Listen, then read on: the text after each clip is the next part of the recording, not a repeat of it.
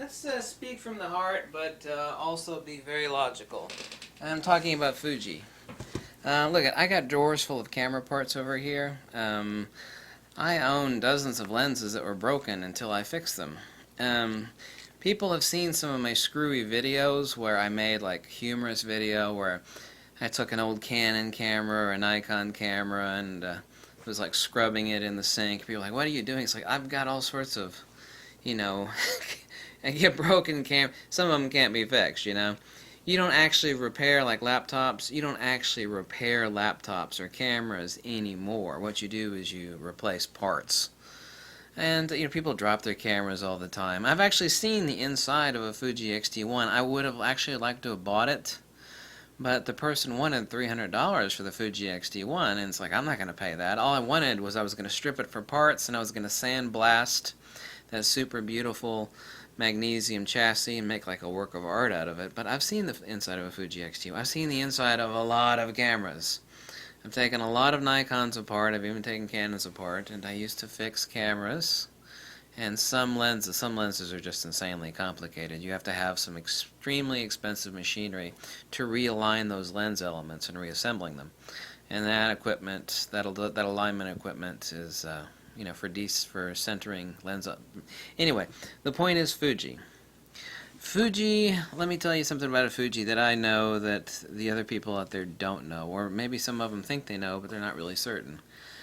Like the Nikon D3. I don't have the D3 out here, but it's a classic camera. It was a revolutionary camera when it came out, and it's just built like a brick outhouse. But let's be honest, inside of a Nikon D3, and every camera, and I don't care who makes it, they are jam-packed full of electronics, and electronics do fail.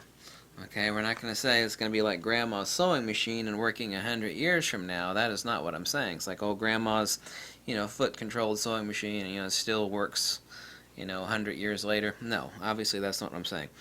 The Nikon D3 and the Fuji X-T1 and the I've had my hands for only a few minutes on the Fuji X-T2, and basically it's an X-T1 with many improvements that you all know about, is going to be a classic future-proof camera. What the hell is a future-proof camera? Unlike some cameras that are completely outdated, they've completely switched systems, and it's a worthless piece of junk 9 months later when a new model comes out. That level of consumeristic thought, that level of the built-in nature that actually Apple admitted to on their iPods, it's called planned obsolescence. You come out with a new model 9 months later, and the model that you thought was great is a worthless piece of junk. Apple used to actually make awesome old Apple computers, for example. Not that this is one of them, still sell really well. Apple makes iPhones and iPods, and they've even stated as much with planned obsolescence. They are actually designed to self-destruct. Or, if you keep upgrading the operating system, the iOS or the operating system is going to become so slow, even if it's still working, you're going to wish it was broken. It's basically going to be broken. Fuji is still supporting firmware on old Fuji cameras, and still, in many cases, applying new firmware updates to old Fuji cameras. The Fuji X-T1, I can tell you with 100% absolute certainty, will still be one of those timeless cameras that, just like the Nikon D3, which still sells like hotcakes years and years and years and years later.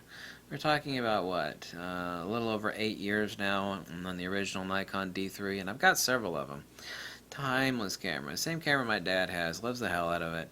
Timeless. Made in Japan. Incredibly well built. It is designed to last. It is not designed to self-destruct. By the way, the broken Fuji X-T1 that I had my eyeballs in, it was only broken because the user dropped the hell out of it. I mean, dropped it really far. Didn't drop it to the ground, it dropped further than that. So, actually, let me clarify that statement when I was talking about looking inside of a broken X-T1. Anything can break with electronics. Anything can break, period. Human bodies, anything that has more than one part, even things with one part, can break. Obviously so, and especially so electronics. Nobody's denying that. So let me not be accused of being a Fuji fanboy. But unlike the rest of these people, that, they've owned cameras or professionals, okay, that's all fine. Okay? Someone's actually seen the insides of many, many cameras, knows how to fix them, and when you say fix, you don't really mean fix anymore. It's not like you can actually solder and resolder stuff on this micro printed circuit board. Back in the days of old tube radios and stuff, where you could actually desolder a component that was bad and resolder, or, that crap doesn't exist anymore. Even Apple doesn't do that. I was #1 person in the world for answering tech support questions about the MacBook Air. Wonderful device. You don't actually fix them. Like you go in and you fix something, you replace parts. But the point is that the Fuji X-T1 is one of those timeless cameras that's going to be around, just like the Nikon D3, 7-8 years from now, and people are like, oh my god, I still love the classic old, beat around Fuji X-T1. There'll be, I don't know, by that point in time there might be like the Fuji X-T5 might be out. Probably not that, maybe the 4 or something like that, say 8 years from now. Who knows? Let's speculate on that one. Let's not speculate, but probably something like that. But now I made a video which got an enormous amount of hits, and I said Fuji is the new Leica. Leica is not the new Leica. Now look, I owned 2 Fujifilm cameras. Some hardcore Leica people attacked me, but apparently their brains were off, or they really didn't actually watch my video. Leica film cameras are timeless. But I was talking about film Leica cameras. I was not talking about the digital cameras, which have horrible customer service and which they're falling apart left and right. They really are. They do have some serious design issues. The Germans are great at miniaturizing stuff. At inventing stuff.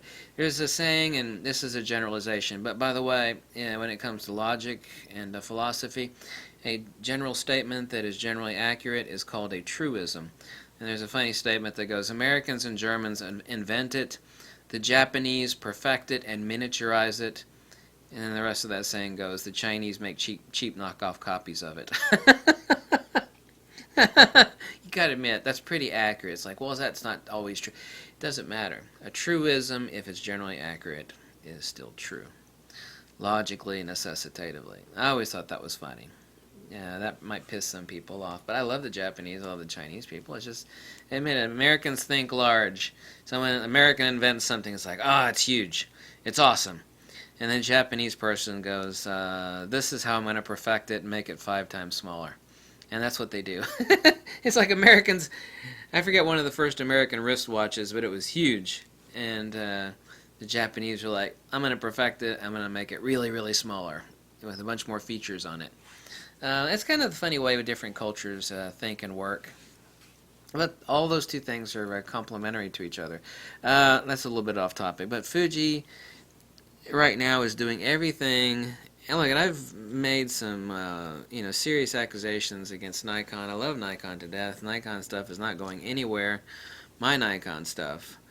But Fuji right now is doing all the stuff right that Nikon at one point in time was doing right, but ain't doing no more. The Nikon D500 that was released, incredible. If there's going to be the full frame, which I assume, I'm only speculating, a full frame version of the D500 later this year announced, which will be a replacement for the Nikon D810, I assume, or at least I hope it is, it'll be just as spectacular as the Nikon D500. And I'll be all over that, like a pig on truffles, like a worm on a pile of poo, like a woodpecker in a lumberyard. Nikon stuff is not going anywhere. Fuji, by the way, is a great company. A lot of the Fuji sponsored shooters, not me, of course, they shoot with other cameras, and Fuji doesn't give a damn. They even talk about it in their own videos. It's like one guy uses a Mamiya, and he uses a large format, and uses a Nikon D3, which I also use, and he loves his Fuji stuff. It's kind of like a person saying, well, you got to have a motorcycle or a car. It's like, well, why don't I have a car for one thing that I certainly want to do, and I have a motorcycle for other things I want to do. It's kind of where Fuji and Nikon fit in with me. It's like, well, they're both via. Why don't you just pick one? It's like, why the hell do I have to pick one? A lot of people that have a motorcycle also have a car, and vice versa.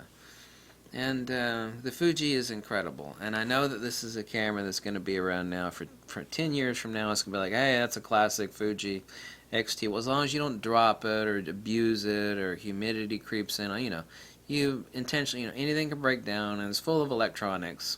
as every Nikon and every Canon and every Sony is. But the way it's built is designed to last. I know things. I've been tearing stuff apart my entire... I got stuff over here right out of the corner of this video that you can't see that I'm tearing apart. Really hardcore scientific stuff. Some of it is dangerous because I got some big-ass capacitors in there that'll freaking... I mean, they'll actually kill you. Some of the large capacitors will kill you.